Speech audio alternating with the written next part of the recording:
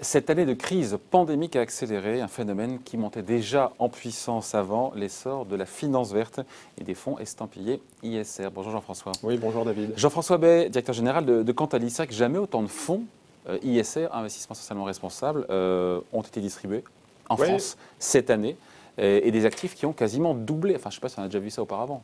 Non, il y a une vraie, vous l'avez évoqué, une vraie vague verte. Le thème de l'année 2020, quand on fait le bilan, c'est une année Chine, une année digitale et une année environnement. Le thème de l'environnement, des fonds ISR, c'est juste un raz-de-marée. Je pense qu'on en reparlera tout à l'heure, mais c'est sans doute lié au fait qu'il y a une bascule institutionnelle vers individuel. Les épargnants dans les réseaux, les épargnants, les particuliers se mettent en fait à cette gestion de conviction et à intégrer des variables extra-financières. Effectivement, vous avez donné les chiffres. On a à peu près un doublement en termes de nombre de fonds et en termes d'encours sur les 2 dernières années. Pour vous donner quelques chiffres, on est à plus de 2000 fonds aujourd'hui en Europe, fonds ISR. On était à un peu plus de 1000 il y a encore 2 ans. On est à 1100 milliards d'euros d'encours. On se rapproche des 20% de l'ensemble de l'industrie européenne des gestions d'actifs. Donc il y a encore de la marge, on se dit. Il y a encore de la marge. Toute la gestion n'est pas encore ISR, malheureusement, mais en tout cas, c'est un montant important. On était à un peu plus de 600 milliards il y a 2 ans. Donc on retrouve un peu cette métrique d'un doublement. Et on voit l'accélération, encore une fois. Accélération, avec 150 milliards de collecte nette sur l'année 2020. Alors, il faut moduler, il y a quand même un gros paquet des encours et de la collecte qui s'est positionné sur les fonds monétaires. Il y a beaucoup de fonds monétaires ISR. Si on retraite et qu'on regarde que les fonds actions... Un fonds monétaire ISR. Exactement. Donc, vous investissez dans soit des titres d'entreprise à moins de 12 mois ou des États, etc. C'est un peu comme un fonds obligataire, mais avec des maturités à moins de 12 mois et qui investit dans des émetteurs plus vertueux et qui ont des bonnes analyses extra-financières. En tout cas, sur le fonds action, on va terminer à plus 80 milliards sur les fonds ISR, dont plus 30 milliards via des ETF. Donc ça montre que sur la thématique action, ça a été très très fort.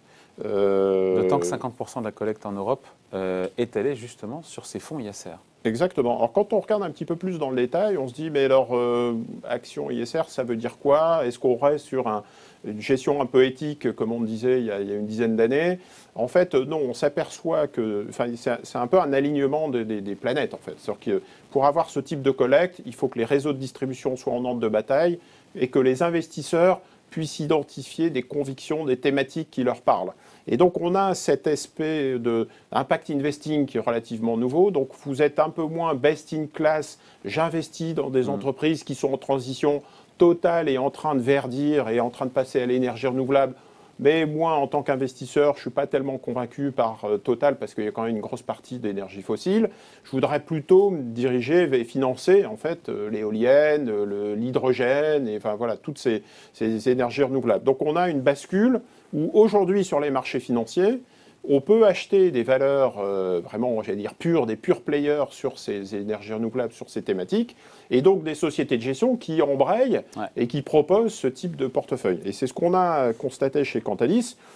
Clairement, la bascule, c'est la thématique qui a le plus collecté, c'est clairement l'environnement, avec plus 26% par rapport à cette collecte nette. Je pense que les investisseurs ont conscience que le climat emporte tout.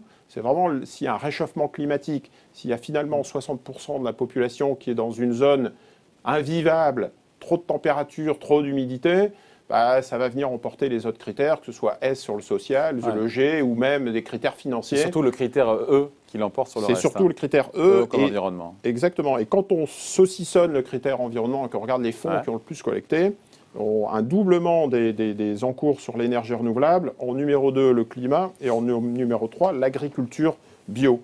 Et ça parle aux investisseurs, aux épargnants, qui peuvent flécher leur épargne, leurs investissements sur ces thématiques. Sachant que Jean-François, aujourd'hui, un fonds qui n'est pas ISR ne collecte plus. C'est quand même, c'est ça la réalité aujourd'hui. Oui, aujourd'hui, quand on regarde globalement les fonds actions, c'est très forte collecte sur les fonds ISR, donc très positif sur les fonds ISR, et ça dépend des catégories, mais neutre, voire négatif sur les fonds non ISR.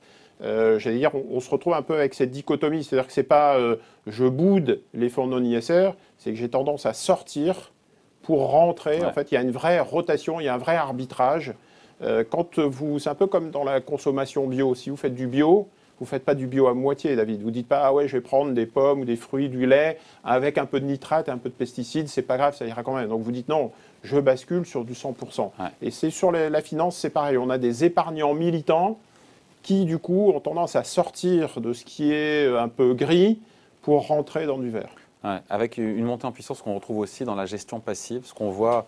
Cette collecte, on parlait, c'est de la gestion active, des fonds actifs. On le voit aussi sur les fonds passifs, sur les ETF. Oui, cette montée en puissance de l'investissement durable. Oui, alors sur les ETF, il y a une petite question philosophique. Est-ce qu'une approche purement indicielle, quantitative, une gestion quantitative, peut être vraiment ISR? Donc les puristes vous diront que non, parce que ISR, ça veut dire qu'il faut vraiment analyser l'entreprise de long terme. Un investisseur ISR, c'est un investisseur responsable, durable sur le très long terme. Donc je vais accompagner l'entreprise. On peut imaginer un indice pour le coup qui. Mais les fabricants d'indices et les gérants d'ETF disent bah non, il y a des fabrications d'indices et on va faire en sorte quantitativement d'appliquer des critères extra-financiers et aussi le robot peut appliquer ces critères extra-financiers et finalement on se retrouve avec une bonne sélection. Ouais. En tout cas, très clairement, il y a plus de collègues, David, sur des fonds ISR. ETF, sur des ETF ISR que sur des ETF non ISR en 2020. Pareil. Donc là encore, il y a une bascule de l'industrie. Si vous fabriquez des ETF et que vous n'avez pas ce flag ISR, vous avez moins collecté. Un mot des performances, quand on compare, parce que c'est quand même aussi le nerf de la guerre pour certains, si on compare les performances des fonds durables et non durables, ISR et non ISR, est-ce qu'enfin on peut trancher de manière un peu définitive ce sujet? Oui, alors sur les... Parce qu'il y a encore débat. Alors, il y a un biais clairement en thématique sectorielle, il ne faut pas se cacher. Si sur l'année 2020, vous avez été moins cyclique, moins énergie fossile, moins banque, moins, etc., immobilier, bah, vous avez mieux performé. Alors après, vous allez dire, bah oui, mais c'est un petit peu, ceci explique cela, quoi. Hein, donc, mais je pense que quand on regarde les performances sur Cantalis, on a un surplus d'âme, un surplus de performance sur les 3 dernières années, que ce soit sur les actions, sur les fonds diversifiés, sur les obligations. Sur les actions monde, on est à plus 8% avec moins de risques, moins de volatilité, alors que le non-ISR fait plus 6%. Donc on a 2% de plus par an sur les 3 dernières années quand on a fait de l'ISR. Avec moins de volatilité. Avec moins de volatilité. Donc c'est un peu le Smart Beta 3.0. C'est plus performant, moins risqué et meilleur pour la planète. C'est une assertion d'initié, ça. C'est ça. Donc ça, c'est la réalité en plus. C'est la réalité. Un peu plus de perf, un peu moins de risque et meilleur pour la planète. Ah ouais, ça coche toutes les cases. Hein. C'est ça. Et on se dit que cette vague verte va prendre de plus en plus d'ampleur parce que il y a de plus en plus d'épargnants, jeunes d'ailleurs, qui sont engagés. Bah, quand on interroge les épargnants, les différents observatoires que vous voyez passer, le futur de l'ISR, c'est forcément un futur beaucoup plus engageant, beaucoup plus impactant, je le disais tout à l'heure. C'est moins au tiède et plus au chaude avec des convictions. Donc l'impact de ces investissements va vraiment être regardé dans le détail, la transparence, le portefeuille, les types de titres qui sont investis. C'est une notion aussi un petit peu d'ONG, de surveillance de l'ensemble des portefeuilles. Un aspect générationnel, les millennials et les jeunes sont beaucoup plus engagés, 2 fois plus engagés et concernés que le reste de la population.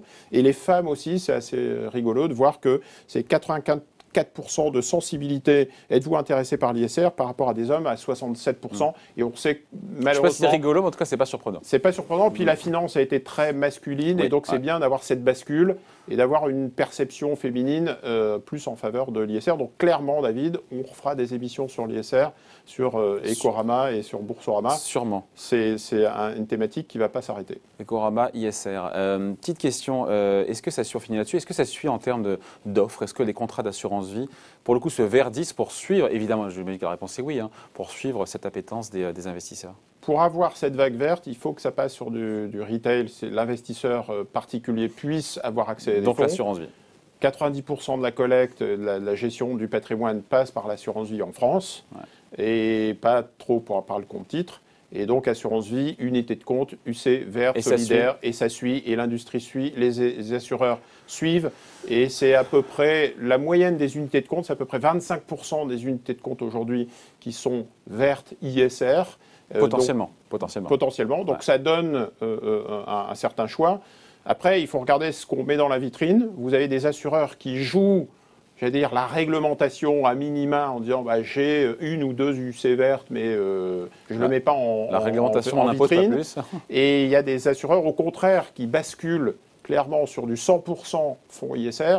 Et vous avez forcément en tête l'ensemble des mutuelles d'assurance, des mutuelles de santé, enfin des investisseurs institutionnels qui ont été pionniers dans ce domaine. Et en France, on en a beaucoup, les Groupama, AXA, MGEN, enfin voilà, la France Mutualiste, la Carac, etc. Vous avez plein de mutuelles qui proposent des gestions 100% ISR. Et donc, c'est ce qui entraîne aussi ce développement. Cette vague verte se transforme en tsunami vert pour le coup. Hein. C'est ça. Et il faudra faire le point dans un an. On le fera ensemble. Merci en tout cas, Jean-François Bay, directeur général de Cantalis Bay.